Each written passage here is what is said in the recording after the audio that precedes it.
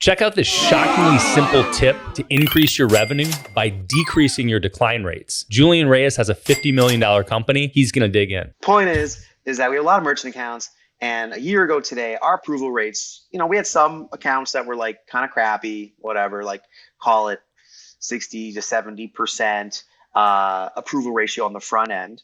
That's the first purchase. But then our better accounts were like over 90% approval, right? Like that was hot. Fast forward a year to today, our best accounts are just above 80 on a front end approval. That's our best accounts. And most of our accounts are like 60 to 70. And then we have some outliers on the shitty end that are like 45%. Obviously we've pulled volume from like the crappier accounts and pointed to the better accounts. I've seen, so two thoughts, Brad. One, I have seen this kind of stark trend of like declines increasing across the board on front end and back end. I mean, I've talked to other advertisers in different spaces. Some of them that I've talked to have noticed something similar. And I've also noticed because I've analyzed our declines, a sharp increase in pickup card, which I guess is like stolen fucking credit card. But here's the thing. I suspect, based on all the information I've learned, and I could be wrong, you correct me if I'm wrong, you are the master. But I suspect that these pickup card kind of codes that we're getting on declines, which indicate a stolen card, are actually not stolen cards. It's the issuing banks that have tightened up their algorithms to such an extent that we're actually just getting issuer declines, and they're just labeling it as a stolen card. Yes. But in reality, it's not. That's what do you think about my crazy thesis here? Yeah, it's not crazy at all. It's almost not disputable. So I'll simplify. Everybody in the payments ecosystem, and there are a bunch of players here. There are the banks that issue credit cards. So like, Capital One, Bank of America, your local bank, they issue credit cards. Those are card issuers. Then our side of the world is credit card acquirers. Those are the ones that allow you to have a merchant account. Then there's a payment gateway and a shopping cart. And those are softwares that help facilitate the transaction. And then you've got the card brands like Visa and MasterCard and Discover that are involved. And then you have actually the network that the transaction runs on.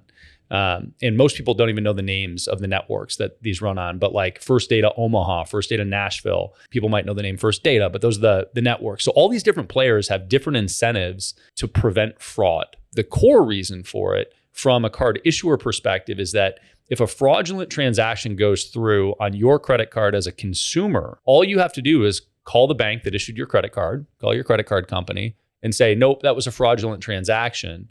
And then you don't have to pay for it. But you know who does pay for it? The card issuing bank. So the bank that issued the credit card absorbs that loss in a very real way. So they want to proactively prevent this from happening. So they have incentive to decline transactions that are going through your business merchant account if they suspect it's fraud. Now, here's the hook. Here's the crux of the whole thing. Those card issuing banks, every time a transaction gets declined and is marked as fraudulent, they save that data in what's called the TC40 report.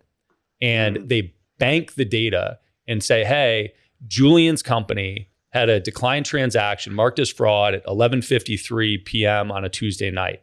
And they aggregate this data over and over and over time, and they build patterns with it. And they say, hey, the card was located in this area at this time with Julian Company ABC, and they roll it up. And over time, they build rules that say, you know what, next time a card comes through at 11:52 on a Tuesday with Julian's business name, automatically decline it. Wow. And so those rules tighten up over time. And so it's actually really, really normal to see approval rates decrease the longer your merchant account is open, no matter what. And that's not to say that you can just open up any merchant account and suddenly the problem's going to be fixed. But new DBA, new merchant account, categorized as the right industry type, those things all matter. Like the industry, for example, statistically, if you're selling supplements and you're categorized as a nutritional store, brick and mortar, versus 5968 or whatever. Right, sure. Right. Versus these categories that are known for more aggressive marketing online, statistically, one of them does have a higher likelihood of fraud. And so all these little nuances matter to optimize the way you accept payments. But a good rule after our little payment rant here is that the longer a merchant account is open, the more likely you are to have more declines than are actually happening. And so you can optimize that. So if you've been in business 10 years and you've had the same merchant account for a while and you're noticing that you have an 88% decline or 88% approval rate and it used to be 95, it might just be that you need somebody to help clean that up. And is that because the TC40 data has accumulated to the degree that the issuers can kind of say, oh, we don't want this one? Yes, that's exactly right. And Yeah. some of that is, some of it is speculative, right? This is the hypothesis that we have, but there's a ton of data to support this.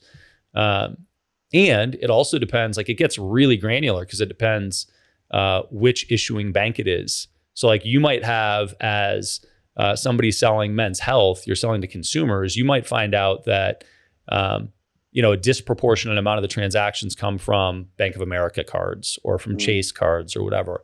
And when you start to break things down by category like that, you'll have different approval rates by issuing bank. And sometimes, that'll illustrate it really clearly.